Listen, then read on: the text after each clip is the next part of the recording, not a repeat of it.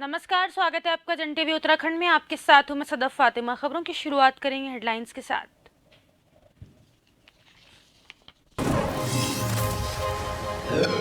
सोमनाथ मेले में पहुंचे उत्तराखंड सीएम धामी, कांग्रेस पर कसा तंज, कहा मोदी सरकार ने किया गरीबों के लिए असली काम।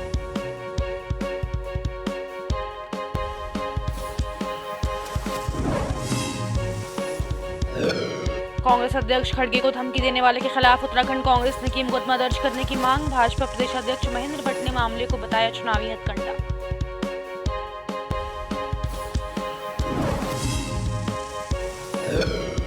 मंत्री प्रेमचंद अग्रवाल द्वारा मारपीट का मामला, ऋषिकेश में स्थानीय लोगों ने किया विरोध प्रदर्शन, मंत्री पर कार्रवाई की मांग, पुलिस ने मामला किया दर्ज।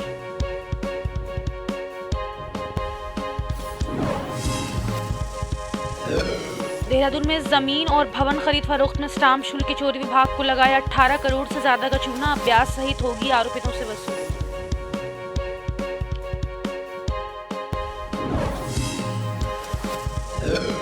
भगवान बद्री विशाल के धाम में पहुंच रहे रिकॉर्ड तोड़ तीर्थयात्री, जयकारों से गूंजा बद्रीनाथ, पिछले साल से ज्यादा तीर्थयात्री करेंगे दर्शन।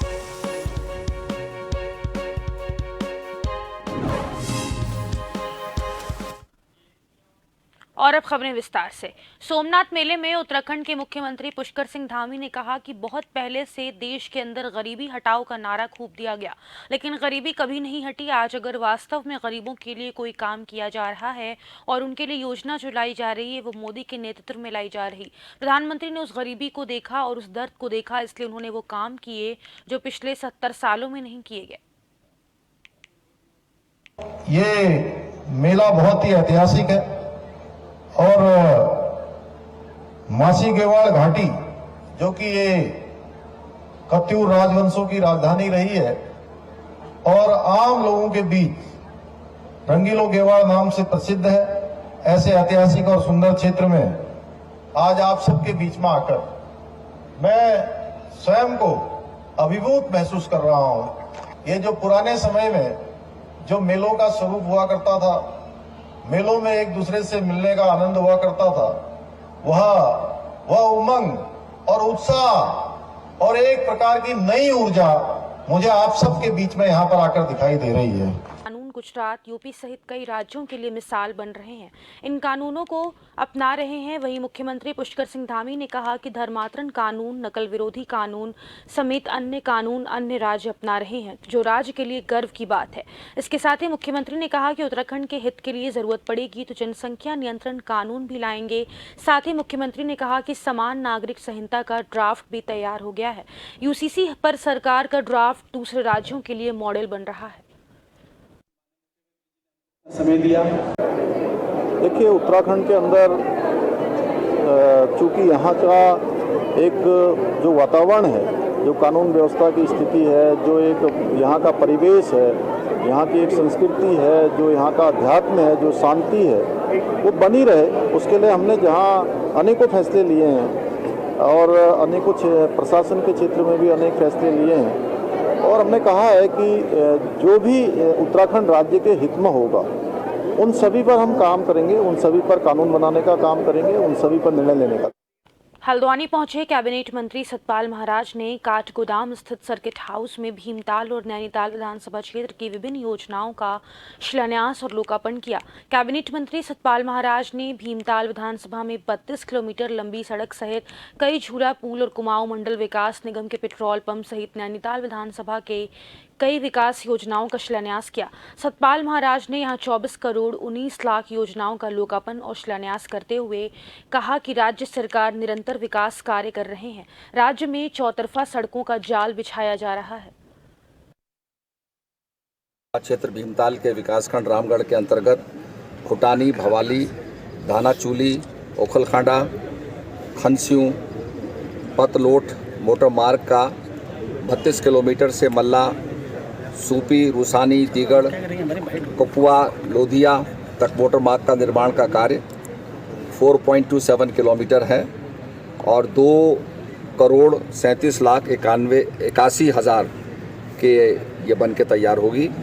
छीड़ा खान से हाई स्कूल तल्ली पोखरी तक संपर्क मार्गों के निर्माण का लोकार्पण, ये 2 करोड़ 83 लाख 93 हज़ार जनपद नैनीताल के विधानसभा क्षेत्र भीमताल के अंतर्गत विकासखंड ओखलखांडा के ग्राम सभा रीठाकोट के तोक सियाली मध्य कोला नदी के 45 मीटर स्पान पैदल झूला पुल का निर्माण का शिलान्यास 1,77,99,000। कांग्रेस नेता रणदीप सुरजेवाला ने बेंगलुरु में आरोप लगाया कि बीजेपी नेता उनके राष्ट्रीय अध्यक्ष को जान से मारने की धम योजना बना रहे हैं। कांग्रेस नेता के सोशल मीडिया पर आए पोस्ट पर बीजेपी ने कांग्रेस के खिलाफ मामला दर्ज कराया, जबकि कांग्रेस के आरोपों पर भाजपा की तरफ से पूरे देश से प्रतिक्रिया आ रही है। उत्तराखंड बीजेपी के अध्यक्ष महेंद्र भट्ट ने इस मामले को हास्यास्पद बताया। उन्होंने कहा कि कोई भी चुनाव आता है तो मुद्दाविहीन कांग्रेस चुनाव में सफल होने के लिए नए नए हथकंडे अपनाती है। इसीलिए रणदीप सुरजेवाला ने कर्नाटक चुनाव को देखते हुए ये हथकंडा अपनाया है, जिसका वह खंडन करते हैं। कांग्रेस से हम अपेक्षा तो करते हैं कि उसको कुछ तो टक्कर दे, क्योंकि अपोजिशन जो कमजोर होता है तो बहुत से विषय छूट जाते हैं। युद्ध भी युद्ध की तरह होना चाहिए, लेकिन उत्तराखंड की कांग्रेस पूरी तरह मुद्दाविहीन है।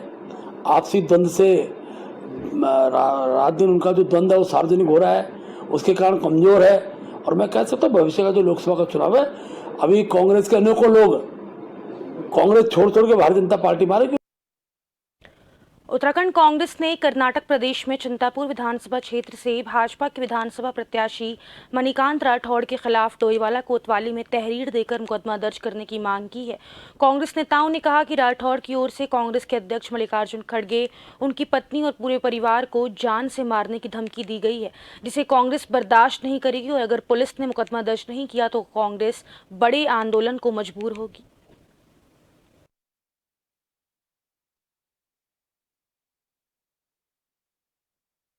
आप सबको पता है कि अभी कर्नाटक विधानसभा चुनाव की तैयारियां चल रही हैं।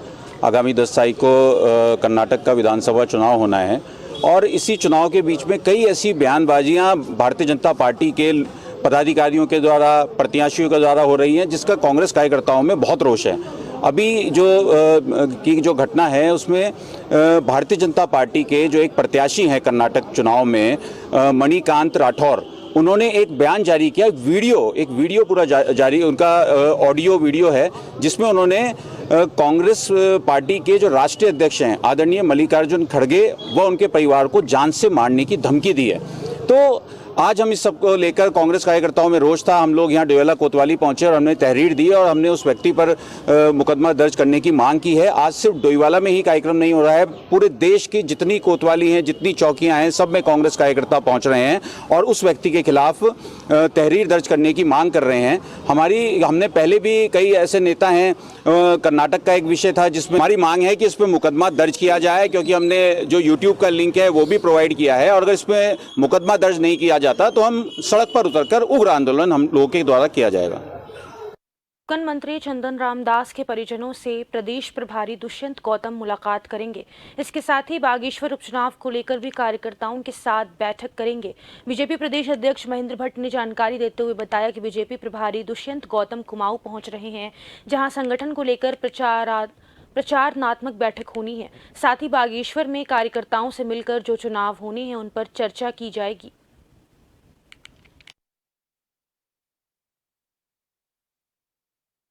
हमारे प्रभारी जी का कुमाऊं का प्रवास है और बागेश्वर में जाने वाले हैं, जहां हमारे नया संगठन परिचयात्मक बैठक उनकी है। इसके साथ साथ बागेश्वर के अंदर कार्यक्रम से मिलना और वहां के विषय को लेकर के आगामी दिनों में वहाँ बाई इलेक्शन होना है तो सब प्रकार की चर्चा करेंगे और उसके बाद हम लोग बैठेंगे। प्रत्याशी के रूप में जो निर्णय हो सर्वसम्मति से होगा।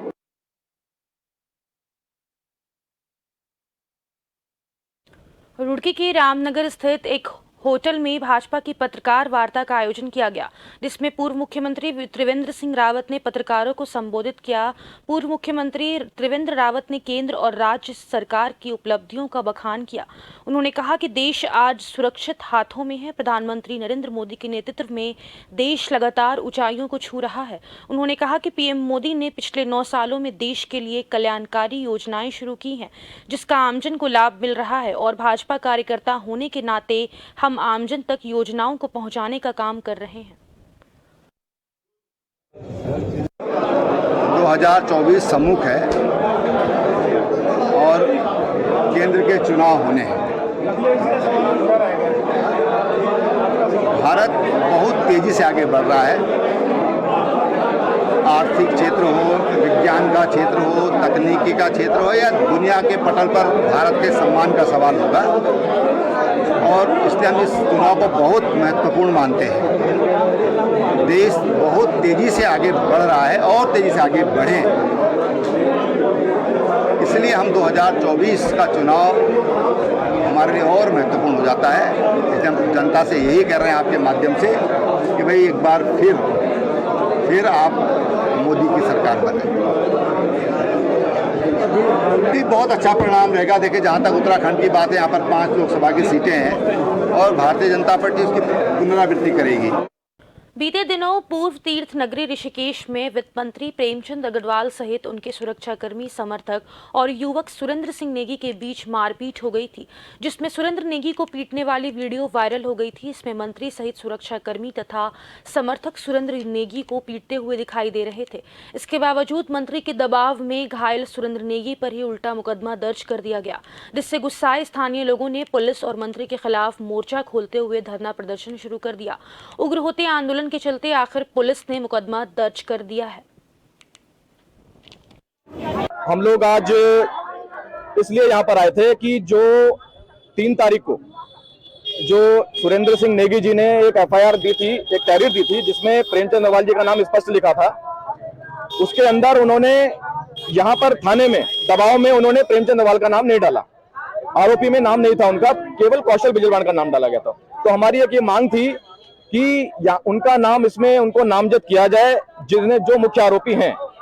और आज जब हम यहाँ आए तो हमें बड़ा ही दुख हुआ कि ना तो हमें कोई रिस्पांस दिया जा रहा था ना कुछ, लेकिन ये महिला शक्ति और ये नारी शक्ति और जितना भी यहाँ पर जनसमूह था, समाज की शक्ति और समाज का ताकत, जनता की ताकत आज नजर आई और उसके आगे पुलिस ने कार्रवाई करी है। हमारी जनता की ये की मांग है, तब तक हमारी जनता शांत नहीं बैठेगी जब तक प्रेमचंद अग्रवाल जी से भारतीय जनता पार्टी के जो वरिष्ठ बैठे हैं, दिल्ली हो चाहे वो लखनऊ हो चाहे कहीं बैठे हो, पहले उनसे जो है इस्तीफा मांगा जाए तुरंत, तब हमारी जनता शांत बैठेगी और कानूनी कार्रवाई हो जाए। जो आदमी सड़क में जो है एक गरीब व्यक्ति को ऐसे मारता है गुंडे के जैसे, उसको जो है सलाखों के पीछे भेजा जाए।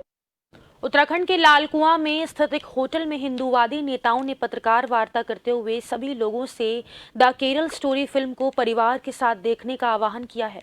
यहां आयोजित प्रेस वार्ता में बीजेपी किसान मोर्चा के प्रदेश मंत्री कमल जोशी मुनि ने कहा कि जो लोग लव जिहाद के माध्यम से हिंदू बहन बेटियों को भगाने का काम कर रहे हैं, उनके विरुद्ध केरल सरकार को आवश्यक कार्रवाई करनी चाहिए। इसके अलावा समस्त हिंदू समाज को जन जागरण अभियान के तहत हिंदू बहन बेटियों को लव जिहाद के षड्यंत्र से बचाने का काम करना चाहिए ताकि आने वाला भविष्य सुरक्षित हो सके। उन्होंने कहा कि द केरल स्टोरी में दिखाई गई स्थिति से पता चलता है कि यह अत्यंत गंभीर मामला है और सभी हिंदू भाई बहनों को परिवार के साथ द केरल स्टोरी देखनी चाहिए। आज हम सब लोगों ने जो है जब द केरल स्टोरी जो लव जिहाद पे आधारित जो पिक्चर आई है, रिलीज हुई है, हमने इसमें लव जिहाद के नाम से किस प्रकार से एक मुस्लिम समुदाय के लोग हिंदू बहन बेटियों को किस प्रकार से फंसाकर और उनके साथ किस प्रकार का दुर्व्यवहार करते हैं, तो यह आज सभी लोगों को देखने के लिए बहुत ज़रूरी है। हमारे देश के यशस्वी प्रधानमंत्री जी ने भी इसमें चिंता करते हुए कि यह जो पिक्चर है इसके माध्यम से जो सत्यता को करा गया है, एक और ऐसे लोगों के द्वारा उन लोगों को सपोर्ट करने का काम किया जा रहा। हमारा लोगों से, जनता से यह अपील है की मांग है कि इस पिक्चर को जरूर देखें और परिवार के लोगों को दिखाएं। सर, केरल स्टोरी जो पिक्चर आई है, ये एक बहुत बड़ा षड्यंत्र, देश की डेमोग्राफी को चेंज करने का पूरी योजना है और ये केवल केरल का विषय नहीं है, ये संपूर्ण भारतवर्ष, संपूर्ण देश में ये विषय चल रहा है। इसको बहुत तीव्रता के साथ और गंभीरता के साथ लेना होगा, तभी रोका जा सकता है, वरना ये जनगणना के जो मापदंड हैं इससे संपूर्ण देश टूटने की ओर बढ़ रहा है। इसकी ओर थोड़ा ध्यान देना चाहिए। एक छोटे से ब्रेक के लिए रुक रहे, फौरन लौटेंगे। देखते रहें जन टीवी।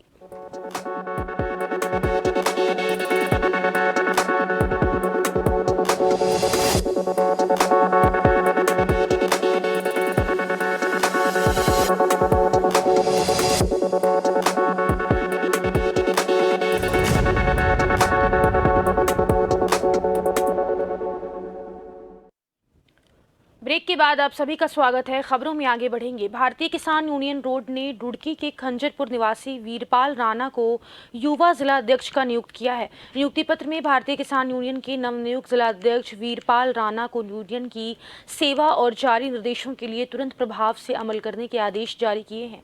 आदेश है कि 15 दिन के अंदर जिला कार्यकारिणी और ब्लॉक स्तर पर कमेटियों का गठन कर मोर्चा की राज्य कमेटी को रिपोर्ट प्रेषित करें। भारतीय किसान यूनियन के राष्ट्रीय अध्यक्ष चौधरी पदम सिंह बरोड ने नियुक्ति की पुष्टि की है।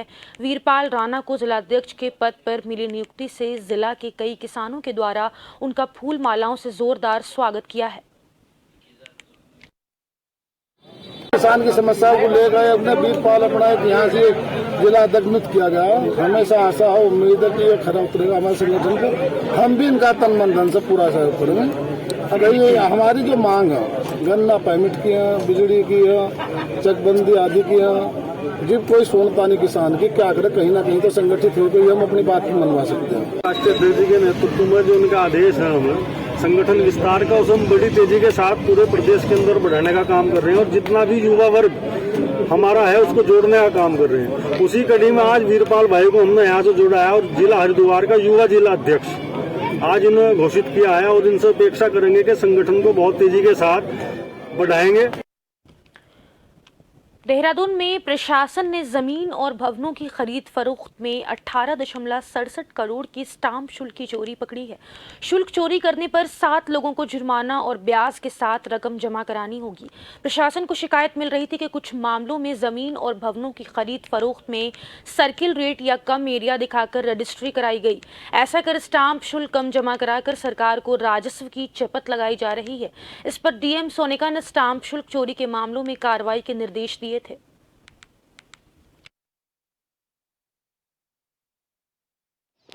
स्टाम्प शुल्क में काफ़ी मामले आए हैं और इनका हमने जब जांच किया तो 18,67,000 के आसपास हमारी स्टाम्प कमी के नोटिस हमने जारी किए थे, जिनका स्पॉट इंस्पेक्शन करने के बाद इसमें 8,45,000 का अर्थदंड और 6,34,000 का ब्याज लगा के कुल 33,42,000 रुपये के स्टाम्प के मामले अभी तक डिसाइड हुए हैं और जिनमें नोटिस जारी हो चुके हैं और इनको अगर तत्काल जमा नहीं कराया जाता है तो संबंधित डिफ़ॉल्टर से 10% एक्स्ट्रा लेके लगभग 36 लाख रुपए की वसूली अब ये अगले कुछ दिनों में जमा कराई जाएगी। देहरादून के सुद्दोवाला में पुलिस ने 2 मेडिकल स्टोर से नशे की दवाओं की बड़ी खेप पकड़ी है। इन दवाओं को बेचने के आरोप में 2 सगे भाइयों को गिरफ्तार किया गया है। इनके पास से नशे के करीब 68,000 कैप्सूल और गोलियां बरामद हुई है। आरोपी इन दवाओं को बिना डॉक्टरों के पर्चे के छात्रों और स्थानीय मजदूरों को बेचते थे। आरोपियों के खिलाफ एनडीपीएस एक्ट में मुकदमा दर्ज कर कोर्ट में पेश किया गया है। यहाँ से दोनों को न्यायिक हिरासत में जेल भेज दिया गया है।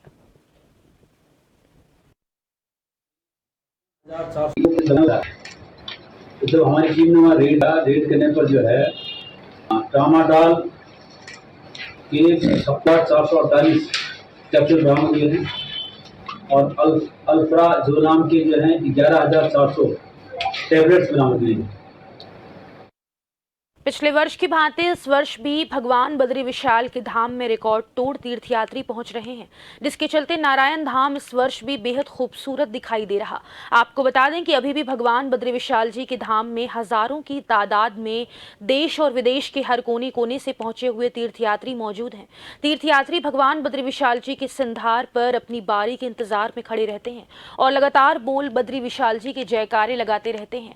बड़ी बात तो यह है कि भगवान बद्री विशाल जी के धाम के दर्शन प्राप्त करने के बाद तीर्थयात्री PM Narendra Modi dream project के तहत मास्टर प्लान का निर्माण कार्य भी देखने पहुंच रहे हैं। बता दें कि भगवान बद्री विशाल जी के धाम में लगातार प्रधानमंत्री नरेंद्र मोदी ड्रीम प्रोजेक्ट के तहत निर्माण कार्य आज भी जारी है। अब दिन दूर नहीं जब भगवान बद्री विशाल जी का धाम मास्टर प्लान के तहत पूर्ण रूप से तैयार हो जाएगा। तब भगवान बद्री विशाल जी का धाम सभी भक्तों को 1 किलोमीटर से अधिक की दूरी से ही दर्शन प्राप्त करने को मिल जाएगा।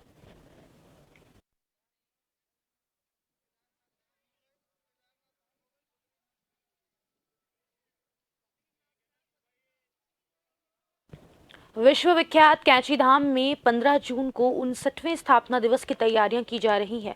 मंदिर में इस वर्ष हर दिन हो रही हजारों की भीड़ को देखकर 15 जून को होने वाली लाखों की भीड़ का अनुमान लगाया जा रहा है। इन दिनों अखंड महामंत्र का जाप किया जा रहा। मंदिर समिति अपनी ओर से तैयारियों में जुट गया है। मंदिर में मालपुओं का भोग लगाकर भक्तों को प्रसाद वितरण किया जाएगा। मुख्य गेट के मंदिर दर्शन और प्रसाद लेकर भक्त पिछले गेट से बाहर जाएंगे।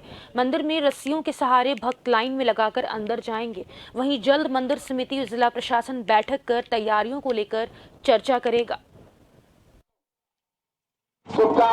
यह महान बरू बाबा जी द्वारा स्थापित किया गया है और 15 जून की इतनी नियत है, तो इसमें हमको सदैव तत्पर रहना है कि 15 जून आने वाला है और हम अभी से अपने प्रयास पर जुटे हुए हैं कि अच्छे से अच्छा और भव्य प्रस्तुत करें, बाबा जी महाराज की सेवा में अर्पण करें, क्योंकि कराने वाले जो बाबा जी है तो रक्षा भी उन्हीं की चाहिए। और इस बार तो कुछ समय से बहुत अधिक भीड़ दिख रही है। रामनगर साहित्य अकादमी प्राप्त कुमाऊनी साहित्यकार स्वर्गीय मथुरादत्त मटपाल की दूसरी पुण्यतिथि के अवसर पर हो रहे 4 दिवसीय कार्यक्रम के तहत आज उनकी कविताओं की संगीतमय प्रस्तुति के साथ साथ हमरी दूध बोली हमर पछयान विषय पर एक संगोष्ठी का आयोजन किया गया। पर्वतीय सभा लखनपुर में हुए कार्यक्रम की शुरुआत स्वर्गीय मटपाल के चित्र पर माल्यार्पण से हुई। तत्पश्चात रंगकर्मी मानसी रावत की टीम द्वारा उनकी कविताओं की संगीतमय प्रस्तुति की गई। कार्यक्रम संयोजक प्रोफेसर गिरीश पंत ने सभी का स्वागत करते हुए मटपाल के साहित्य के विविध आयामों पर बातचीत रखी।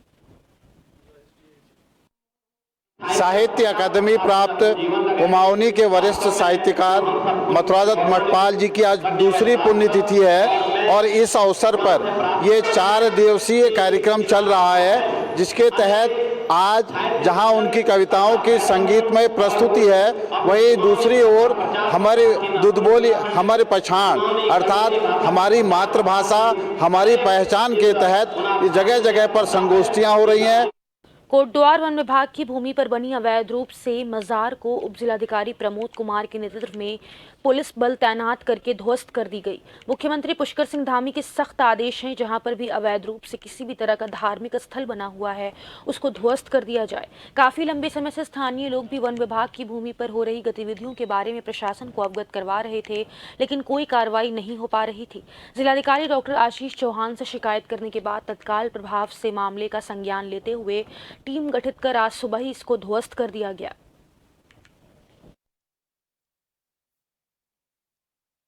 नहीं, यहाँ पे कोई ऐसा कोई विरोध प्रदर्शन नहीं हुआ। वन विभाग के द्वारा पहले जो भी इसके बासिंदे हैं जो पूजा करने आते हैं सभी को पहले नोटिस भी दिए गए थे, इसका वहाँ पर चस्पा भी किए गए थे नोटिस भी, लेकिन कहीं से किसी के द्वारा इसका कोई विरोध भी नहीं किया गया, ना ही कोई दावा प्रस्तुत किया गया था। जब कोई दावा प्रस्तुत नहीं किया गया था तो उसके अनुसार फिर नियमानुसार विधिक कार्रवाई करते हुए उसको हटा दिया गया। यदि कोई अन्य भी कोई अवैध अतिक्रमण होगा तो उनके खिलाफ भी ऐसे ही नियमानुसार विधिक कार्रवाई की जाएगी। लोहाघाट ब्लॉक की कोली ठेक सुई डुंगरी मोटर मार्ग के निर्माण कार्य को ठेकेदार के द्वारा बीच में रोकने पर ग्रामीणों ने लोक निर्माण विभाग के खिलाफ प्रदर्शन किया है। मोटर मार्ग का कार्य रुकने से इस मार्ग में यातायात बंद हो गया, जिस कारण ग्रामीणों और स्कूली छात्र छात्राओं को कई कठिनाइयों का सामना करना पड़ रहा है। रविवार को ग्रामीणों ने लोक निर्माण विभाग के खिलाफ प्रदर्शन करते हुए बताया कि करीब 1 महीने पहले मोटर मार्ग के निर्माण के लिए ठेकेदार के द्वारा कलमट खुदवाया गया और सड़क पर रोड भी बिछाए गए, लेकिन ठेकेदार ने करीब 25 दिन से काम बंद कर दिया है, जिससे सड़क पर कलमट खुदा होने से यातायात पूरी तरह से बंद हो गया है और ठेकेदार और इसके नुमाइंदे काम छोड़कर लापता हो गए। चैनल को बहुत बहुत धन्यवाद देना चाहूँगा कि आपकी पिछली पहल से इस मार्ग का निर्माण शुरू हुआ था, लेकिन इस मार्ग का 80% काम पूरा होने के बाद अचानक ये काम रोक दिया गया है और पूरा ये इसका पूरा खुदवाने के बाद यहाँ से आवाजाही पूरी तरह बंद हुई थी, जिससे यहाँ के ग्रामीण क्षेत्रों को और आसपास क्षेत्रों को काफ़ी परेशानी का सामना करना पड़ा। यहाँ यही साहब आए, यही साहब भी आए, जेई साहब भी आए, बल्कि वकील साहब भी थे। हम लोगों ने समझौता करके ये नीचे जमीन वाले मतलब यहाँ इस खबर नहीं दे रहे थे, उनसे मतलब हमने हाथ जोड़ के मतलब रिक्वेस्ट करने के बाद उन्होंने जमीन दी। और लेकिन मतलब यहाँ से मतलब नाली काटने के लिए यही साहब कह गए, ठीक है कह तो गए, और लेकिन उसके बाद न तो कोई मतलब करो सार्वजनिक मतलब निर्माण विभाग का न कोई आदमी आया और न कोई ठेकेदार साहब आए। अब यहाँ से स्कूटी निकलना मुश्किल हो गया है। दिक्कत ये है कि अब हम लोगों ने ये एक रास्ते से रोड का निर्माण करवाया ताकि हमें मार्केट जाने के लिए, बच्चों को स्कूल जाने के लिए जल्दी हो, लेकिन ये रोड अच्छी खासी बन रही थी, बीच में पता नहीं क्या हुआ, ये पूरा इन्होंने इस कवर के लिए खोद दी रोड और उसके बाद इसको ऐसा ही छोड़ दिया है। अब आगे काम इसका अटक गया है, ये विभाग को इसका संज्ञान लेना चाहिए और जल्दी से जल्दी ये काम पूरा होना चाहिए ताकि हमें सहूलियत मिले। और इस वक्त के लिए जन उत्तराखंड में बस इतना ही। मुझे दीजिए इजाजत। नमस्कार।